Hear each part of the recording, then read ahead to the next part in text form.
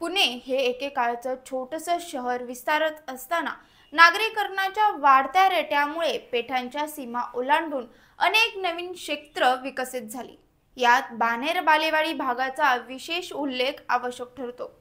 नव्याने विकसित होत असलेल्या या भागात एक मोठा गंभीर प्रश्न निर्माण झाला होता। रोजच्या जगण्याशी जोडलेला हा प्रश्न होता वीज पुरवठ्याचा, ज्यामुळे कोथरूडवासियांना अनेक समस्यांना सामोरं जावं लागत होतं। वारंवार वीज गायब होत असल्यामुळे इथले रहिवासी त्रस्त झाले होते। त्यावेळी तत्कालीन पालकमंत्री चंद्रकांत पाटील यांच्या पुढाकाराने बाणेर बालेवाडीला स्वतंत्र वीज उपकेंद्र सुरू झालं। त्याचीच ही कहाणी।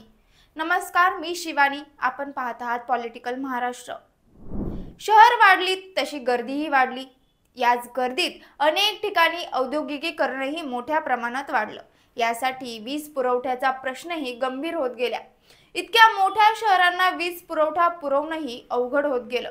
या समस्येचं कायमस्वरूपी निराकरण करण्यासाठी स्वतंत्र वीज उपकेंद्राची मागणी मतदारसंघात सतत होत होती।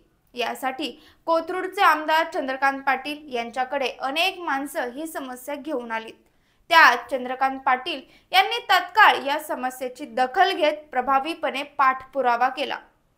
त्यानंतर त्यांच्या अथक प्रयत्नांमुळे बालेवाडी इथल्या सर्वे क्रमांक 4-1 इथं 65 गुंठे जागा स्वतंत्र वीज उपकेंद्रासाठी निश्चित करण्यात आली।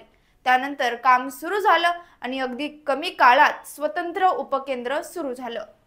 आता चंद्रकांत पाटील यांच्या पुढाकाराने बाणेर बालेवाडी परिसराला विना व्यत्यय वीज पुरवठा होतोय। यामुळे संपूर्ण कोथरूडलाच वीज पुरवठ्याच्या समस्येतून दिलासा मिळू शकला।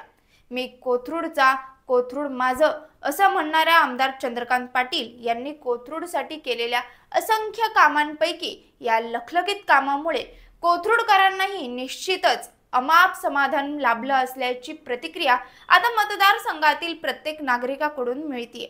यावर तुम्हाला काय वाटतं हे आम्हाला कमेंट करून नक्की सांगा आणि असेच व्हिडिओ पाहण्यासाठी पॉलिटिकल महाराष्ट्र या पेजला लाईक करा, फॉलो करा।